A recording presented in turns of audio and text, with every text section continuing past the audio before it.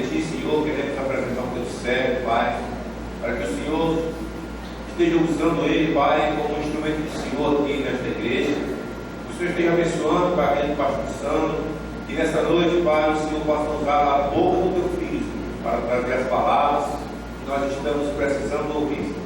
Em nome de Jesus, que a palavra do Senhor nesta noite venha fazer morada em nossos corações, que nós venhamos, Senhor Deus, ter a sabedoria e humildade de praticá-los em nossas vidas. Assim, Senhor, nós queremos pedir, o Senhor esteja abençoando, Pai, essa igreja, o Espírito Santo, que nos dá o entendimento que precisamos, e assim, Deus, possamos ter uma palavra abençoada dentro do Senhor. É assim, Deus Santo, que nós te agradecemos, em nome do Teu Filho amado Jesus Cristo. Amém. Graças a Deus. Deus Santo. Amém. A Bíblia nos conta que numa certa tarde, logo após a morte e a ressurreição de Jesus, os apóstolos estavam dentro de um local, a Bíblia descreve como um local de portas cerradas, estava fechado, não tinha como ninguém entrar nem sair. Estavam assustados e preocupados com a perseguição. E a Bíblia diz que de repente Jesus apareceu no meio deles e os saudou da seguinte forma: paz seja convosco. É dessa forma que eu gostaria de saudar todos que aqui estão, na paz e na graça do Senhor Jesus. Amém? Amém. É uma satisfação muito grande. Já estive próximo à Igreja Batista Chama algumas vezes.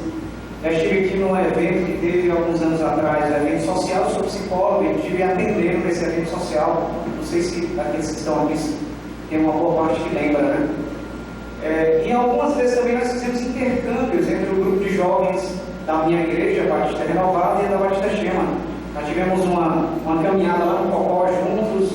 O grupo da Chama já foi algumas vezes lá para a minha igreja, já desenvolvemos lá com o pastor Denilson um evento para jovens em conjunto também. Temos uma proximidade. E eu também tive um contato, ainda tenho muito próximo com o pastor Luiz, que também foi dessa igreja. Eu trabalhei com ele 2 anos, foi meu chefe, inclusive, e tivemos uma experiência muito boa. É só para a gente se identificar, só para aproximarmos um pouco mais as nossas histórias. E eu estou muito feliz de poder estar aqui compartilhando com os irmãos um pouco daquilo que o Senhor tem nos dado, um pouco do que Ele tem nos feito experimentar, tem nos ensinado nesses anos.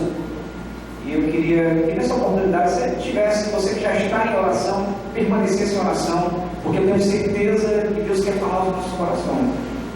Se nós tivermos o nosso entendimento aberto, se tivermos com a nossa atenção voltada para Ele, nós vamos ouvir a voz de Deus. Amém? Vamos abrir nossas Bíblias no livro de Jó. Eita, pastor, logo Jó, né? Vamos falar logo daquele que a gente conhece, que viveu tanto sofrimento, tanta dificuldade, tanta dor. E eu queria falar um pouquinho sobre isso hoje, sobre a dor, sobre o sofrimento, mas sobre a presença de Deus nessa fase, nesses momentos que a nossa vida passa. Livro de Jó, capítulo de número 1. Não sei qual é a tradução da Bíblia que você tem, eu tenho aqui a NVI, a Nova Versão Internacional, então pode ser que mude um pouquinho da sua tradução, se você está com uma diferente. Mas eu vou ler um texto longo. Eu queria ler o 1º e o 2º capítulo de Jó. Pode até ser que você já tenha lido ele várias vezes, mas eu preciso ler para que você preste atenção a alguns detalhes que eu vou comentar hoje à noite. O capítulo 1, verso 1 diz: na terra de Uz vivia um homem chamado Jó. Era um homem íntegro e justo, temia a Deus e evitava fazer o mal. Talvez na sua tradução tem: se desviava do mal. Olha só, um homem que a Bíblia descreve como íntegro, justo, temia a Deus e evitava fazer o mal.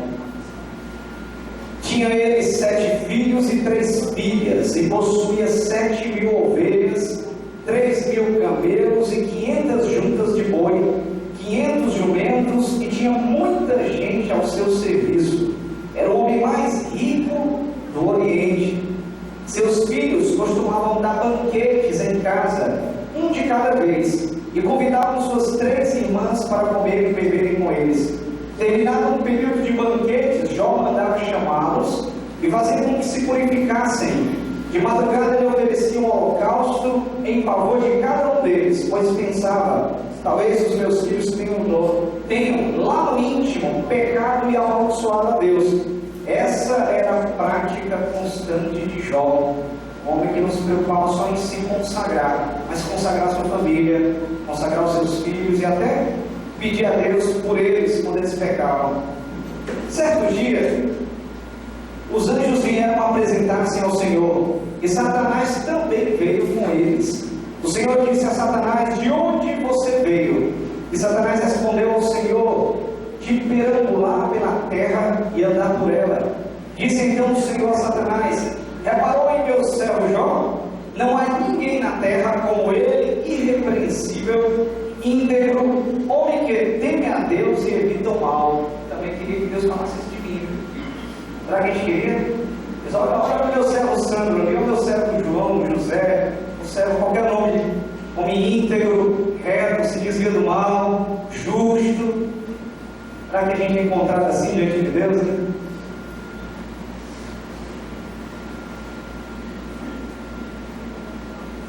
Será que Jó não tem razões para temer a Deus? Respondeu Satanás.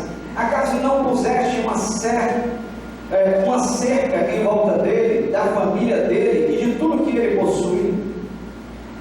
Tu mesmo tens abençoado tudo o que ele faz, de modo que os seus rebanhos estão espalhados por toda a terra. Mas estende a tua mão e fere tudo o que ele tem, e com certeza ele te amaldiçoará na tua face. O Senhor disse a Satanás: pois bem, tudo que ele possui está nas tuas mãos, apenas não toque nele. Então Satanás saiu da presença do Senhor. Certo dia, quando os filhos e filhas de Jó estavam num banquete, comendo e bebendo vinho na casa do irmão mais velho, o mensageiro veio dizer a Jó: os bois estavam arando e os jumentos estavam pastando por perto. Quando os sabeus os atacaram e os levaram embora, mataram a espada os empregados, e eu fui o único que escapou para lhe contar. Enquanto ele ainda estava falando, chegou outro mensageiro e disse: fogo de Deus caiu do céu e queimou totalmente as ovelhas e os empregados, e eu fui o único que escapou para lhe contar. Enquanto ele ainda estava falando, chegou outro mensageiro e disse: vieram os caldeus em 3 bandos, atacaram os camelos e os levaram embora, mataram a espada os empregados, e eu fui o único que escapou para lhe contar. Enquanto ele ainda estava falando, chegou ainda outro mensageiro e disse: seus filhos e suas filhas estavam num banquete, comendo e bebendo vinho na casa do irmão mais velho, quando de repente um vento muito forte veio do deserto e atingiu os 4 cantos da casa, que desabou. Eles morreram, e eu fui o único que escapou para lhe contar. Ao ouvir isso, Jó levantou-se, rasgou o manto e a roupa, e rapou a cabeça. Então prostrou-se com o rosto em terra e adorou. E disse: saí nu do ventre da minha mãe, e nu partirei. O Senhor deu, o Senhor levou. Louvado seja o nome do Senhor.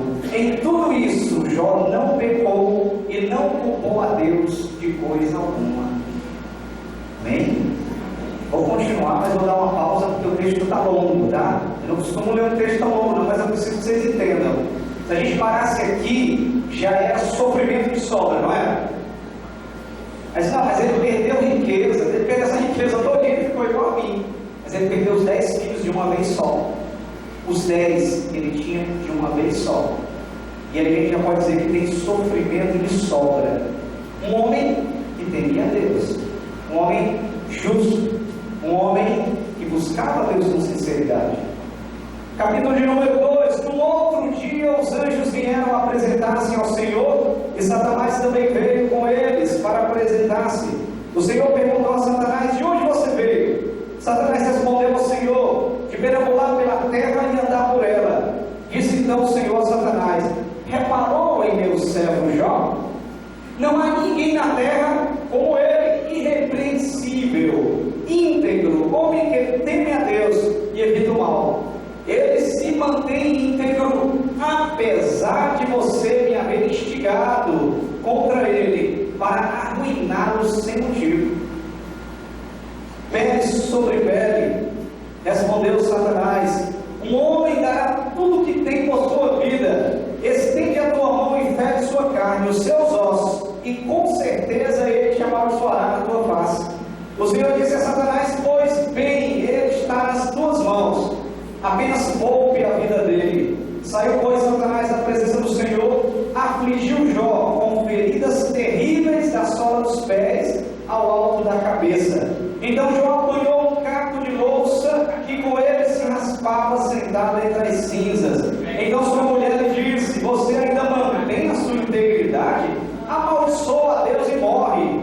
E ele respondeu: você fala como uma insensata. Aceitaríamos o bem dado por Deus e não o mal? Em tudo isso, Jó não pecou com os seus lábios. Eu vou continuar. O restante do capítulo 2 vai falar, inclusive, de mais um episódio que foi os amigos de Jó que vieram lhe acusar. Quando nós escutamos a história de Jó, eu não sei o que é que passa pela sua cabeça. Para mim, me assusta. Eu digo: meu Deus, alguém pode aguentar tanto sofrimento? Será que nós suportaríamos tanto sofrimento? Eu queria não só suportar, mas viver algo tão terrível, tantas coisas ao mesmo tempo.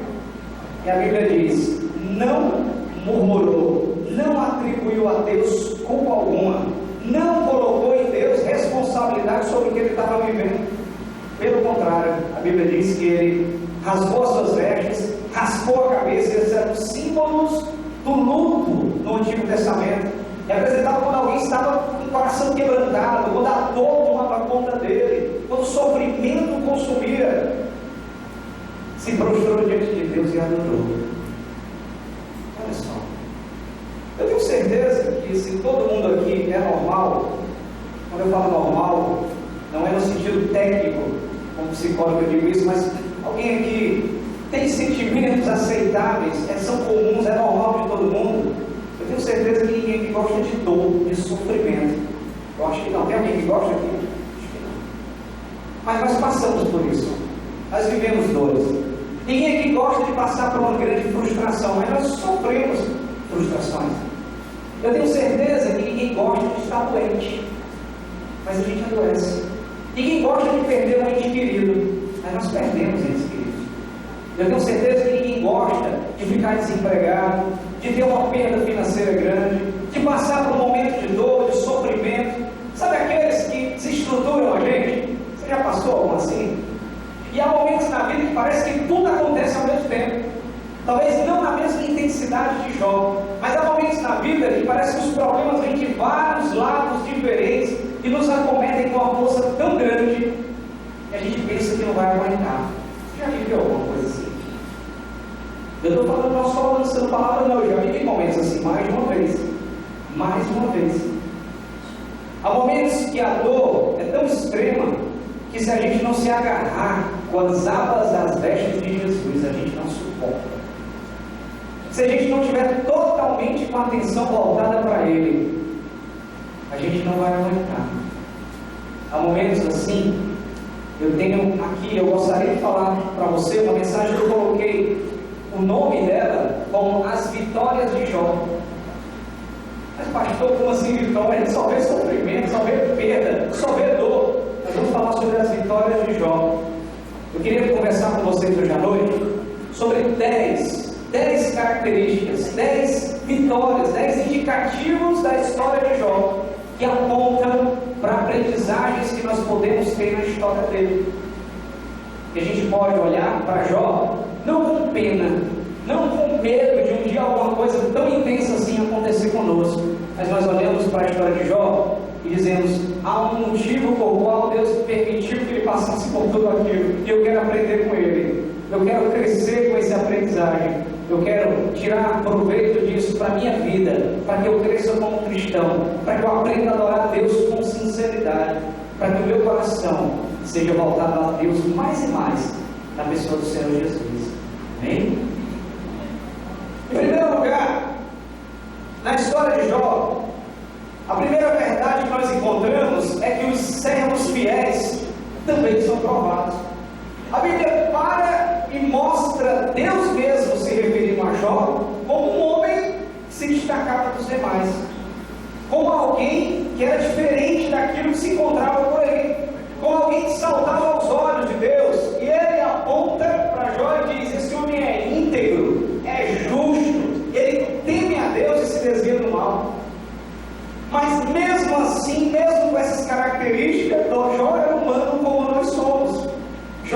falho como nós somos. Jó era sujeito aos males desse mundo e dessa vida como nós somos. Não era diferente de nós. E mesmo assim, Jó foi, mesmo com tanta integridade, mesmo com tantas atitudes louváveis diante de Deus, Jó sofreu como nós sofremos, padeceu como nós padecemos, e foi sujeito aos males como nós somos. Eu fico muito preocupado quando eu vejo algumas teologias por aí por fora, que a gente chama até de teologias triunfalistas, que começam a ensinar um evangelho que não tem sofrimento, que não tem dor. Se você vem para o evangelho, você não vai ter dificuldade, você não vai ter problema, você vai prosperar, nada vai dar errado na sua vida, você nem sequer vai adoecer. Eu fico preocupado de fato, não é com aqueles que estão ensinando essas mensagens equivocadas, eu fico preocupado com o rebanho, porque eles entram com a expectativa falsa de que terão uma expectativa, diga-se de passagem, não cristã, não bíblica, de que teremos uma vida sem problema. A mensagem de Jesus não é essa. Ele disse, Jesus com muita propriedade falou: no mundo tereis aflições. Ele não falou você pode ter, ele não falou acaso pode acontecer isso na sua vida. Ele disse você vai ter aflições, elas vão acontecer, elas vão passar pela sua vida, mas tem de bom ânimo, eu venci o mundo, diz Jesus. E aí, essa mensagem, quando chega para essas pessoas, elas chegam empolgadas, animadas na igreja e adoram o Senhor. E é claro, se busca a Deus, a vida melhora, as coisas melhoram na nossa vida, a bênção de Deus está conosco, a paz no nosso coração. Nós pedimos a Deus e Deus responde às nossas orações, mas isso não nos isenta de passar por problemas. E quando o problema chega, e quando a dor bate na porta, e quando o sofrimento alcança, essas pessoas dizem: opa, peraí, eu aceitei Cristo, eu aceitei seguir a Jesus, mas não foi isso aqui que eu aceitei, não, porque entenderam tudo errado. Fico muito preocupado, confesso a vocês que fico muito preocupado com isso. Eu vejo com muita propriedade o apóstolo Paulo, quando se refere à armadura, lá no livro de Efésios, ele diz: revestivos de toda a armadura de Deus. Vocês lembram da armadura de Deus? Capacete da salvação, espada do poder, couraça da verdade. Revestidos de toda a armadura de Deus, para que possais resistir no dia mau. Não houve nenhum ensinamento de que um dia mau pode ser evitado de alguma forma. O dia mau não vai alcançar a vida daqueles que são fiéis. A Bíblia não diz isso. O dia mau não aparece na história daqueles que buscam a Deus com fidelidade. A Bíblia não fala sobre isso. A Bíblia diz que o dia mau aparece, ele surge na vida de todos nós. Basta dizer que todos nós perderemos entes queridos, não tem jeito. Todos nós um dia iremos morrer, a não ser que Jesus volte antes. Todos nós sofreremos enfermidades, todos nós seremos frustrados de alguma forma. Mas se nós nos revestirmos da armadura de Deus, nós vamos resistir no dia mau. O dia mau não vai nos destruir, ele não vai nos sucumbir. Ele vai, no máximo, na melhor das hipóteses ou na pior delas, no máximo ser um instrumento de Deus para nos fazer crescer, para nos fazer experimentar a graça de Deus e para ter a nossa fé fortalecida. Amém? Então a primeira verdade é essa: mesmo que sejamos fiéis a Deus, ainda assim estaremos sujeitos a muitos males desse mundo. Mas pastor, para que eu vou ser fiel então? É porque, querido, é o seguinte: se a gente é fiel a Deus, ainda assim nós estamos sujeitos a males que tem nesse mundo. Mas se a gente não for fiel, se a gente desobedecer, aí sim nós acrescentaremos males a mais, a sofrimento extra para aqueles que vão contra a vontade de Deus, a sofrimento extra para aqueles que desobedecem. Amém? Eu lembro da descrição, ainda antes de passar para a segunda verdade, eu lembro da descrição do apóstolo Paulo sobre o espinho na carne. Já ouviram falar do espinho na carne de Paulo? Aí tem gente que diz: eu sou doido para descobrir o que é aquele espinho. Eu também não sei. Tem muita especulação teológica sobre o que era aquele espinho. Alguns dizem: não, era a mulher de Paulo que atormentava ele. Outros dizem: não, era um problema de vista que ele tinha. Outros dizem: não, era uma enfermidade, era perseguição, e se inventa muita coisa. O que eu entendo, queridos, é que se Deus quisesse que a gente soubesse o que era espinho, ele dizia. Mas a Bíblia escreve algo sobre espinho que é extraordinário. Ela diz o seguinte, lá no capítulo 12 de 2 aos Coríntios, Paulo fala da seguinte forma: para que eu não me exaltasse diante das grandezas das revelações a qual o Senhor tinha me dado. Quer dizer, Deus deu revelações tão grandes para Paulo que precisou agir de uma forma diferente. Para que eu não me exaltasse, foi foi-me dado um espinho na carne, a saber, o mensageiro de Satanás, que vinha e me esbofeteava. Paulo, o apóstolo Paulo, escreveu 13 livros do Novo Testamento. Para que eu não me exaltasse, foi-me dado um espinho na carne, a saber, o mensageiro de Satanás, que vinha e me esbofeteava. 3 vezes eu orei ao Senhor para que me tirasse o espinho. Aí ele continua, e o Senhor me respondeu: Paulo, a minha graça te basta. Paulo, a minha graça é suficiente, porque o meu poder se aperfeiçoa na tua fraqueza. Olha só, quem vai me dar o espinho na carne de Paulo? Deus. Quem é que tinha interesse dele não se exaltar? Deus. Para que Deus permitiu que o mensageiro de Satanás esbofeteasse Paulo? Para não perder ele. Porque senão o orgulho ia subir no coração dele e ele ia se voltar contra Deus. Ele ia se ensoberbecer, ele se envaidecer. Depois que Deus fala isso, Paulo, a minha graça te basta, porque o meu poder se aperfeiçoa na tua fraqueza. Aí Paulo completa logo depois: por isso eu me alegro nas minhas fraquezas, para que em mim habite o poder de Cristo. E ele continua mais dizendo, ele diz: olha, por isso eu me alegro. Está lá, capítulo 12 de 2 Coríntios. Por isso eu me alegro nas fraquezas, nas injúrias, nas perseguições, no sofrimento, por amor de Cristo, porque quando eu estou fraco, aí é que eu sou forte. Oh, glória! Amém? Tiago, irmão de Jesus, e eu ainda estou na primeira verdade.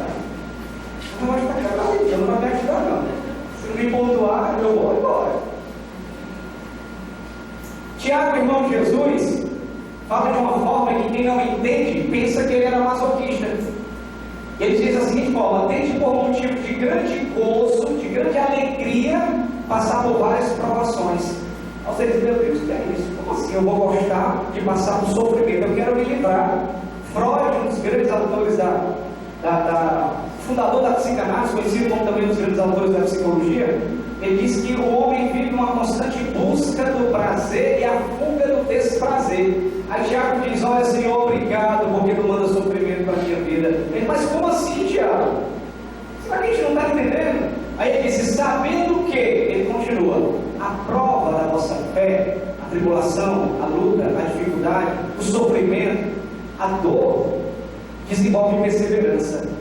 E essa completará a sua obra, tornando-nos maduros, completos, não tendo falta de coisa alguma. Amém? Você entendeu?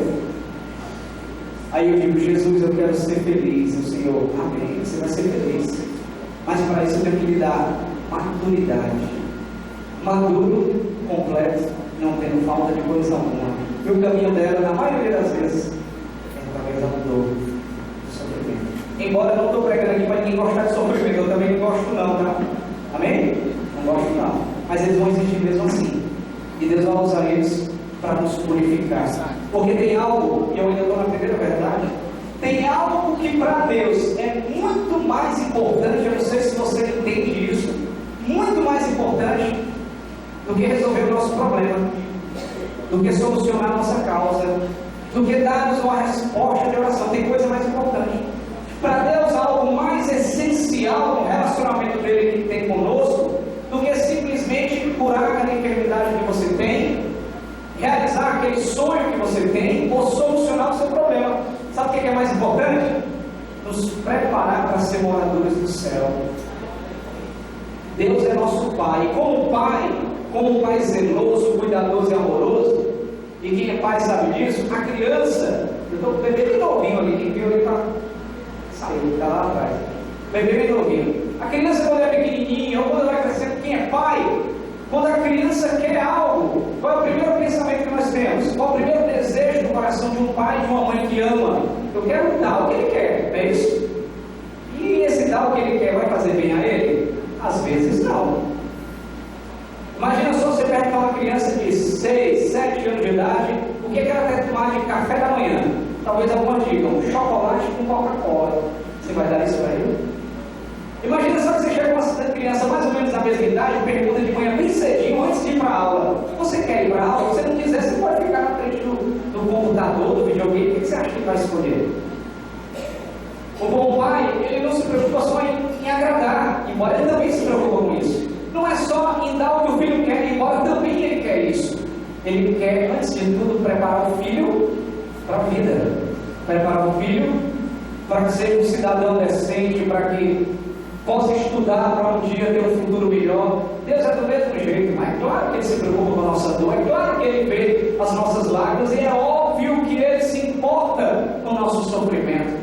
Mas Deus olha para nós e diz: mais importante do que tudo isso, e espera só um pouquinho que eu vou tratar, eu vou cuidar, eu vou resolver muitos desses problemas, mas mais importante é que eu vou te preparar para morar no céu comigo eternamente. Amém? Segunda verdade na história de Jó: Deus não nos prova sem ter a certeza de que seremos aprovados. Oh glória! Olha que maravilha! Olha que bênção! Sabe que bênção é essa? Sabe aquela luta que é tão grande e que dói tanto, que é que assim, Jesus, eu não vou aguentar mais, estou no meu limite. Você já chegou num momento assim? Eu não aguento mais. Meu querido, se chegou realmente no seu limite, tenha certeza que Deus vai resolver. Tenha certeza. É que às vezes a cirurgia tem que ser feita tão profunda que não dá para ele parar na metade da cirurgia, tem que ir até o final. Você está entendendo?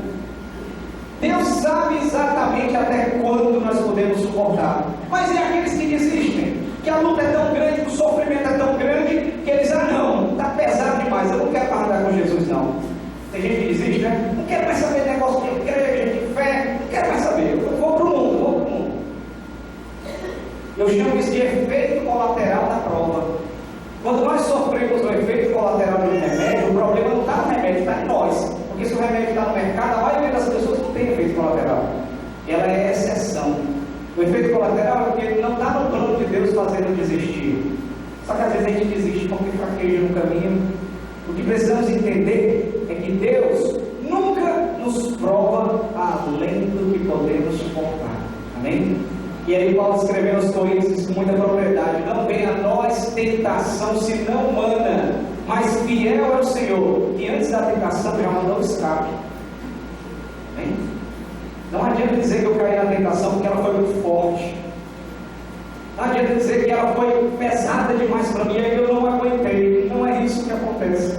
Antes da tentação o Senhor já mandou o escape. Amém? Deus não nos prova sem ter a certeza de que nós seremos aprovados. Se você está passando por uma luta, Deus tem certeza que você vai aguentar. Deus tem certeza e nós precisamos confiar nele, queridos.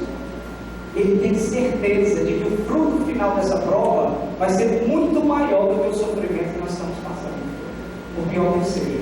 O resultado final vai valer a pena. Nós vamos olhar e vamos dizer: puxa, valeu a pena.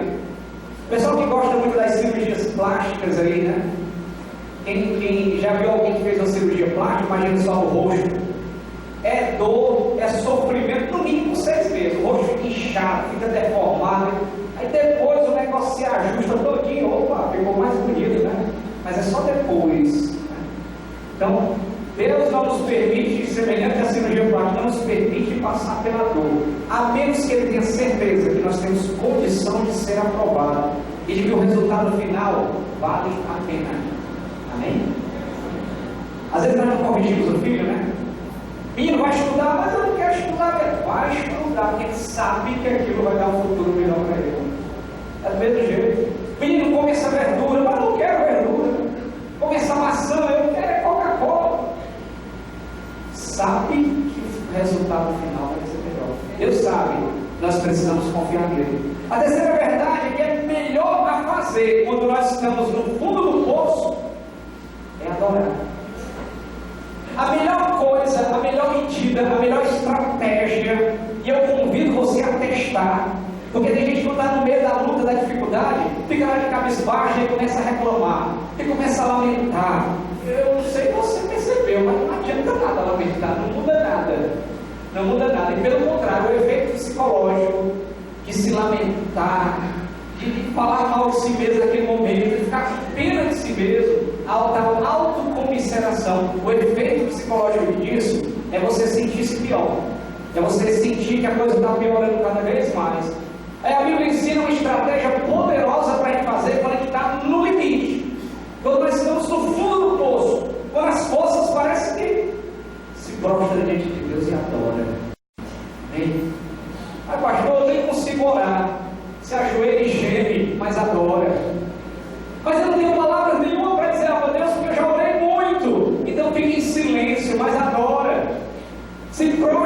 do Senhor.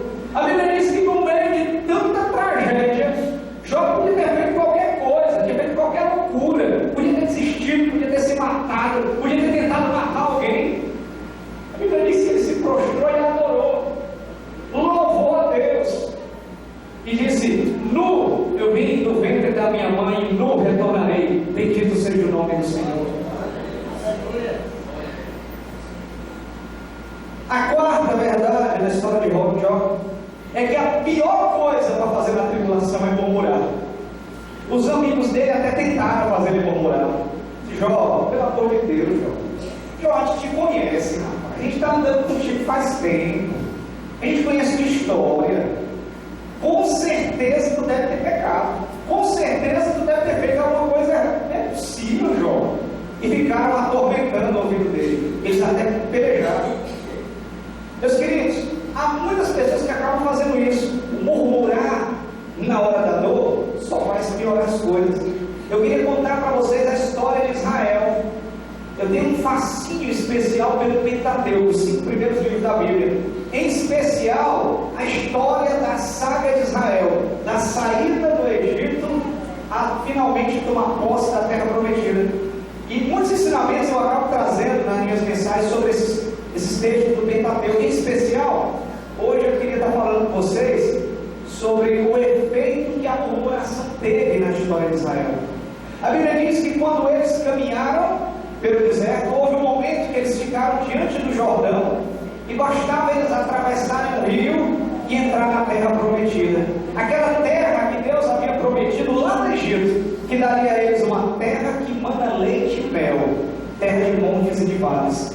Então, mesmo que a gente não tenha familiaridade com o que significa leite, mel, montes e vales, eu tenho certeza que a gente vai entender. Deus tinha prometido uma coisa muito boa para eles. Mas quando eles chegaram diante do Jordão, eles olharam: opa, peraí, será que aquilo que Deus ofereceu e prometeu para nós vai ser realmente bom? Será que aquilo que foi reservado para nós realmente é bom? Vamos mandar alguns espias na terra para espiar e trazer o relatório. Consultaram Moisés. Moisés, por sua vez, consultou a Deus e Deus autorizou que mandem espias. A Bíblia diz que foram 12, um de cada tribo, atravessaram o Jordão, entraram na terra e espiaram a terra por 40 dias. E ao retornar com o relatório, 10 deles, vejam só, eram 12, mas 10 deles tiveram o seguinte discurso: olha, realmente a terra que Deus nos prometeu é uma terra maravilhosa, uma terra de árvores frondosas, de frutos muito fartos, uma terra que prospera. Só que tem um problema: a terra está povoada, e o povo que mora lá são gigantes, são povos que vêm os de Anakim, que era exatamente da linhagem de Golias, que lutou com Davi. E ele continua dizendo: olha, essa terra tem as cidades cujas muralhas dessas cidades são tão altas que chegam até o céu. Diante deles, nós somos como gafanhotos. E começaram a lamentar. E no meio da lamentação eles disseram: melhor é que a gente tivesse morrido lá no deserto. Melhor era que a gente tivesse ficado lá no Egito do que vir aqui e morrer. E começaram a lamentar, a se queixar e a murmurar.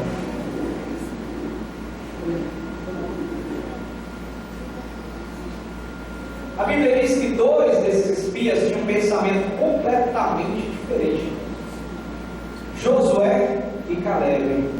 Josué também conhecido como Oséias, filho de Nun. Eles 2 vieram com um discurso completamente contrário ao que os 10 tinham.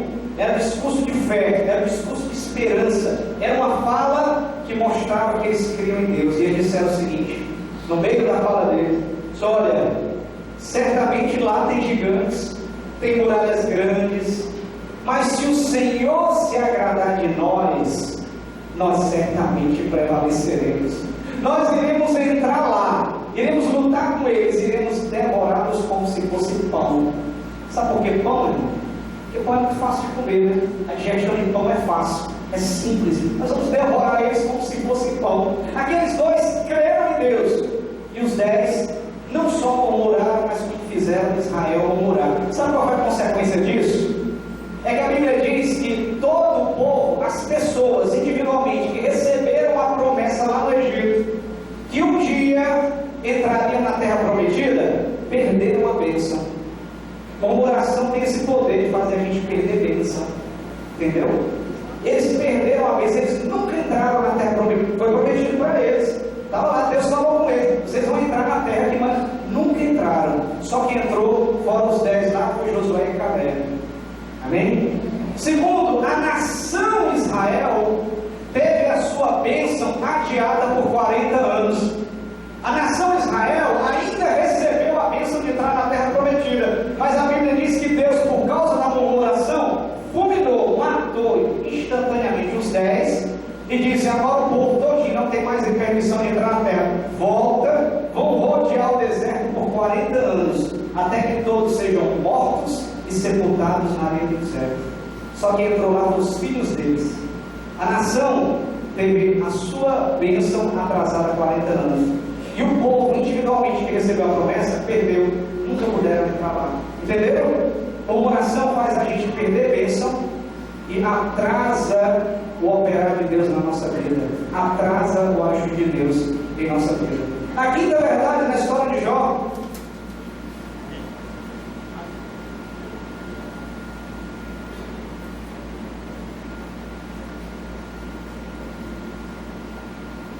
Aqui para sinalizar para mim o horário, você que é hora. A quinta verdade, mesmo que Deus se cale nas provações, na hora certa Ele vai falar. Amém? Amém? Você já ouviu Deus falar? Você pode não ter ouvido, mas Ele está falando.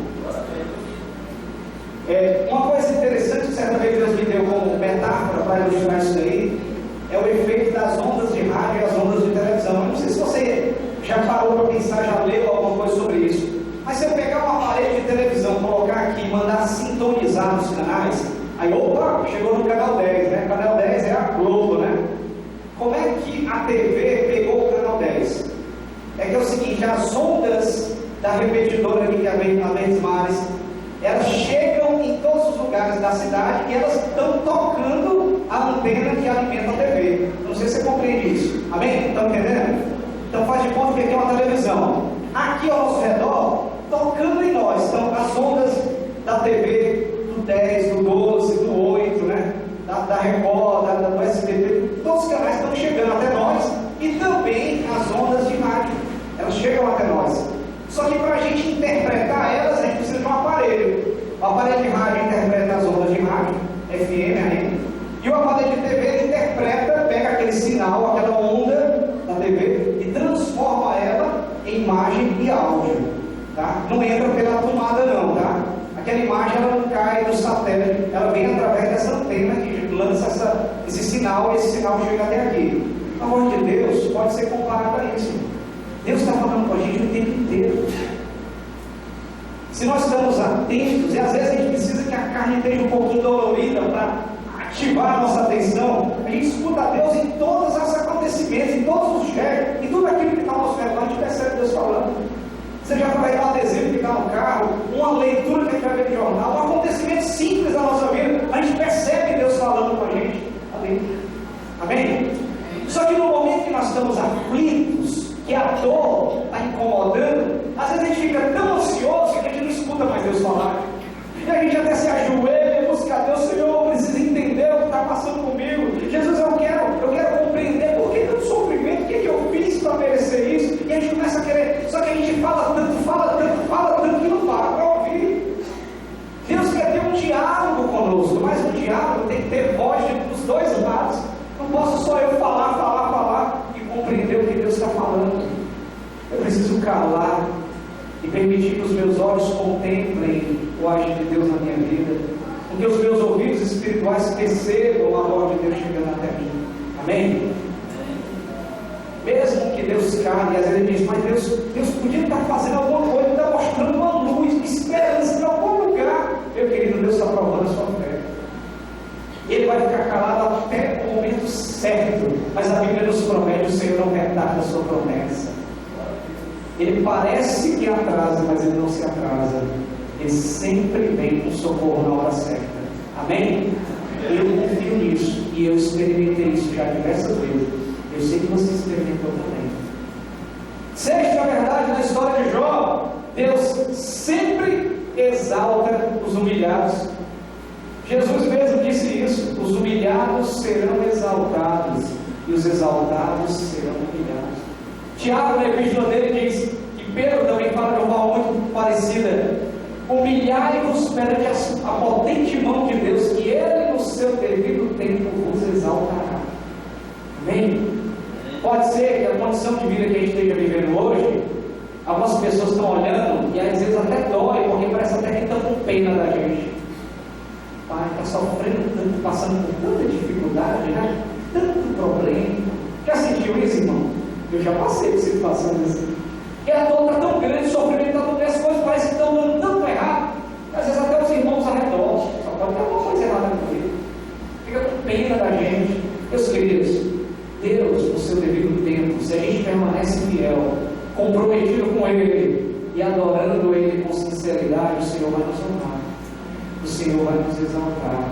Não é que a gente queira exaltação, mas o Senhor vai mostrar que o que estava acontecendo conosco não era resultado de pecado, não era fruto de desobediência, não, fazia parte do grande operário de Deus na nossa vida, que é perfeito e que é completo, que nós podemos confiar. Amém? Sétima verdade: as tribulações nos aproximam de Deus e nos colocam no lugar da bênção. Já parou para observar quando a luta vem, quando a dificuldade bate na nossa porta, quando o sofrimento chega até nós? O que acontece com a gente? Se nós temos uma reação correta diante disso, o que nós fazemos?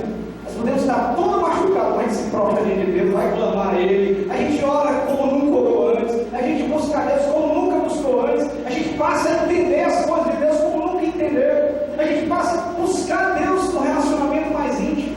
Eu lembro do meu primeiro ano de fé, já vai um bocado de tempo aí, eu acho que no último cálculo acho que era 18, 19 anos de fé, mas no meu primeiro ano de fé eu passei a maior tribulação que eu já passei na minha vida. Era tanta tribulação, mas tanta tribulação, que eu tive que fazer exatamente isso que eu acabei de citar. Eu tive que me agarrar com Jesus todo aquele jeito. Eu passei quase 3 meses jejuando todo dia, até meio-dia, buscando a Deus. Eu orava a Deus, se fosse contar quantas vezes, umas 30, 40 vezes por dia. Eu conversava com Deus o tempo inteiro.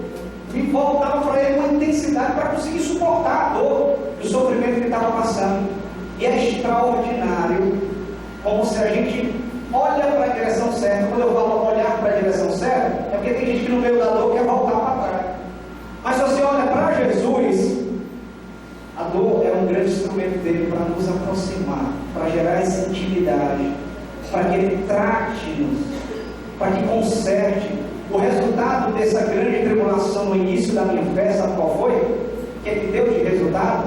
É que eu alicercei na rocha, firmei a minha fé e saltei saltos enormes no ministério no primeiro ano de fé. Eu lembro que na época, com 3 aulas, eu estava numa igreja carente de pessoas com conhecimento mais aprofundado. Eu assisti 3 aulas na sala da escola dominical de novos convertidos, na qual eu já era professor. Só para vocês terem ideia. Com 2 meses na igreja, eu já era vice-líder dos jovens da igreja. Pouquinho tempo depois, eu já estava pregando na igreja, estava discipulando, já estava evangelizando com uma intensidade grande, e nem tinha passado um ano ainda. E sabe como é que isso foi possível? A dor me conduziu a Jesus com uma força tão grande que os frutos apareceram. Amém? Então essa é a sétima verdade. As tribulações, elas nos aproximam de Deus. O objetivo não é afastar, não, é consertar, é mudar o que está errado na gente, é transformar o que precisa ser mudado. O grande plano de Deus na nossa vida, você já ouviu alguém falar isso? Deus tem um plano na tua vida? Já? Quem já ouviu isso? Amém? Sabe qual é o grande plano de Deus na nossa vida? É nos moldar à semelhança de Cristo. É transformar o nosso caráter para que cada vez mais a gente se aproxime do que Cristo faz. Ou seja, nos tornar participantes da sua santidade, para que a gente possa experimentar o céu. Esse é o grande plano de Deus na nossa vida. Amém? O restante é consequência. As outras coisas, nós podemos realmente orar a Deus, Deus responde. Nós podemos pedir a Deus, Deus nos dá. A bênção de Deus nos acompanha quando a gente é fiel, não tenho dúvida disso. Mas esses detalhes, o grande plano de Deus é nos fazer morador do céu. A 8ª verdade da história de Jó: o deserto é o caminho para a terra prometida. Amém? Você entendeu?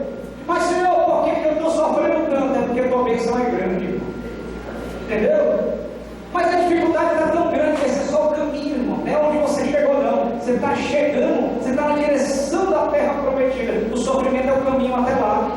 O sofrimento é a forma de você chegar ao encontro autêntico e verdadeiro com o Senhor. Ele é o caminho. Em nono lugar, nona verdade da história de Jó, nos vales é onde existe o crescimento e onde se manifesta a glória de Deus.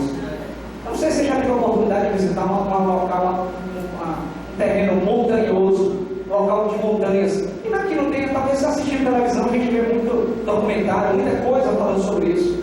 Quando você vê uma montanha muito alta, muito íngreme, se você chega lá no topo, primeiro é comum a ver, era muito alta, as chamadas neves eternas.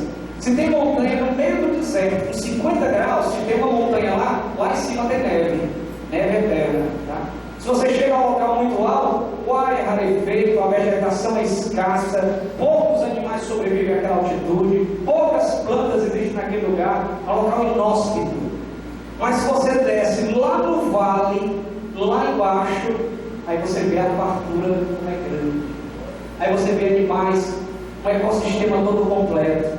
Então, o que eu quero dizer com isso, queridos, é que às vezes a gente quer sempre estar naquela situação melhor, quer estar lá em cima, quer estar no local de destaque, nós mesmos estar numa situação que tudo está dando certo na nossa vida. É maravilhoso estar com tudo dando certo na nossa vida. Mas se tudo está dando certo mesmo, nem sempre a gente está aprendendo alguma coisa. Nem sempre nós estamos crescendo. Nem sempre a nossa intimidade com Deus está sendo alimentada. Agora eu tenho certeza que no meio do vale, no momento da luta, da dificuldade, da privação, no momento do não, no momento do espere, no momento em que a gente luta e parece que está tudo errado na nossa vida, é nesses momentos, nesses exatos momentos, que Deus gera em nós os mais perfeitos frutos. Gera em nós fé, comunhão, intimidade com Ele, nos ensina a confiar e a ter um relacionamento genuíno com Ele. Amém? É onde nós aprendemos a confiar em Deus. Você sabe o que é confiar em Deus? Durante muito tempo no Evangelho, a gente acredita às vezes que confiar é uma coisa, às vezes confiar é outra, tá? Eu vou ensinar para vocês algo que Deus me ensinou de forma profunda, não lendo, não estudando, na pele mesmo, o que é que significa confiar em Deus. Confiar em Deus, querido, não é ter certeza que as coisas vão dar certo. Pode ser que elas dêem, pode ser que não. A gente pode até estar com um ente querido, o nosso pai, mãe, alguém idoso, muito doente no hospital, a gente dizer, eu confio em Deus. Confiar o quê? Que a pessoa não vai falecer? Ela pode falecer. Afinal de contas, as pessoas falecem mesmo. A vida é assim. Confiar em Deus não é ter certeza que eu vou passar naquela prova que eu tanto quero passar. Não é isso que é confiar em Deus. Isso é confiar na prova, é otimismo. Tá? Talvez seja esperança, mas não é confiar em Deus. Confiar em Deus não é ter convicção de que os meus problemas serão resolvidos. Não é. Sabe o que é confiar em Deus? É ter certeza que não importa se a doença vai ser ou não curada, não importa se eu vou ou não vou passar na prova, não importa se o meu problema vai ou não vai ser resolvido, eu tenho certeza que o que Deus escolheu para mim é o melhor. E eu descanso o meu coração com isso. E eu aquieto a minha alma. Eu posso até dizer, Jesus, eu estou lutando para que isso aqui dê certo, mas eu entrego nas tuas mãos. Sabe o que é entregar nas mãos de Deus, irmão? É ter certeza de que Ele vai escolher o melhor. E às vezes a gente fica frustrado, mas não deu certo, eu queria tanto que desse certo. Você me entregou na mão de Deus? Aceita o que Ele escolheu, querido, Ele é perfeito. Nós achamos que sabemos alguma coisa, achamos que entendemos o que é melhor. Ele sabe. Amém? Confiar em Deus é ter convicção de que o que Deus faz, o que Ele realiza, o que Ele executa na nossa vida, Ele é perfeito. Nós podemos confiar nele. Ele sabe o que Ele está fazendo. Décima e última verdade na história de Jó. Quando oramos pelo nosso próximo, o milagre acontece em nossa vida. No restante da história de Jó, você vai ver diversos capítulos em que Jó está lá sendo instigado pelos amigos dele. Deus preservava Jó naquele momento, mas os amigos se perturbavam, tanto incomodavam, tanto que Jó, mas Jó só pode ter pecado, mas conta logo o que ele fez de errado. Incomodavam. E a Bíblia diz que Jó permaneceu firme do começo ao fim. Até que houve um momento que Jó precisou ele mesmo fazer algumas perguntas a Deus, porque ele começou a ficar confuso. Ele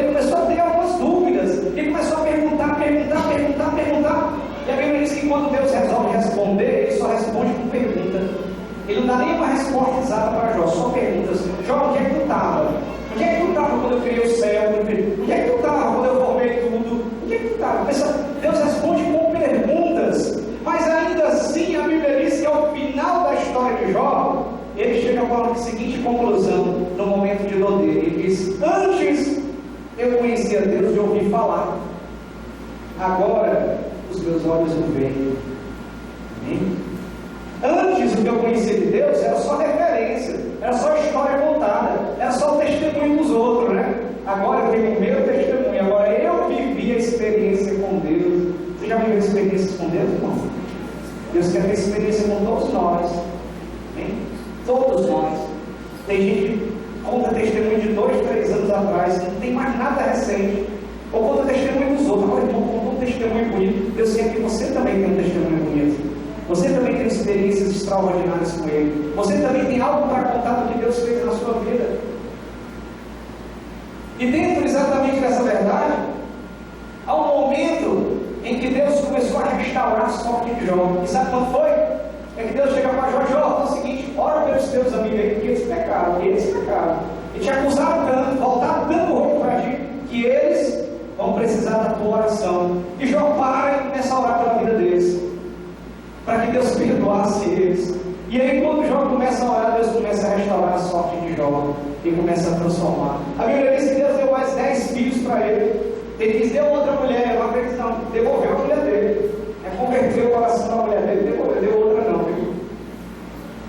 Deus agiu de uma forma extra, deu riquezas a ele, até em dobro do que ele tinha antes, fez uma obra tremenda na vida de Jó. E a Bíblia diz que ele morreu já farto de dias.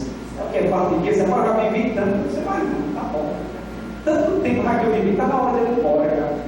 Farto de dias. Antes ele conhecia Deus de ouvir falar, agora os seus olhos o veem. Às vezes, querido, a gente está tão voltado para as nossas questões, para os nossos problemas e para a nossa dor, que a gente só ora sobre isso o tempo todo. Então você precisa parar de orar, não, mas vamos mudar um pouquinho o foco. Começa a orar pela vida do teu irmão, começa a interceder pela dor do próximo, começa a olhar para a dificuldade quando tem, interceder para que Deus abençoe e restaure. Eu estou com tanto problema, vou estar orando pela isso mesmo. Vamos interceder pela vida uns dos outros, é bíblico isso. E Deus vai nos abençoar de forma extraordinária no momento que nós oramos pelos outros. Amém? Se você me permite isso, agora eu gostaria de pedir todos ficarem de pé. Existe uma coisa que eu não sei se vocês fazem aqui, é uma prática nossa lá na Batista Renovada, que é que eu vou dizer para vocês, não sei se é prática de você, mas não estranho, não tem nada de errado não é esquisitice não. É que eu queria fazer o seguinte, eu queria fazer uma oração em especial para pessoas que estão num momento semelhante ao de Jó, em que o sofrimento está batendo forte, que a dificuldade está grande. Eu queria pedir que essas pessoas que tivessem, pudessem vir aqui na frente para a gente fazer uma oração para abençoar. Tá? Não sei se é prática, faz isso, né? Então pronto, porque só recebe de igreja que não faz, a pessoa pode estranhar. Pessoas que hoje gostariam de uma oração sobre o seu momento de dor. Pessoas que dizem: olha, o momento está difícil, a dificuldade está grande, eu preciso hoje que o Senhor renove as minhas forças, que renove o meu ânimo, que fortaleça o meu coração. Eu peço que você venha aqui na frente. Você pode até dizer assim: mas eu preciso ir aqui na frente, eu posso receber a oração? Pode, queridos, mas vir até aqui na frente é um passo de fé. É uma forma de dizer: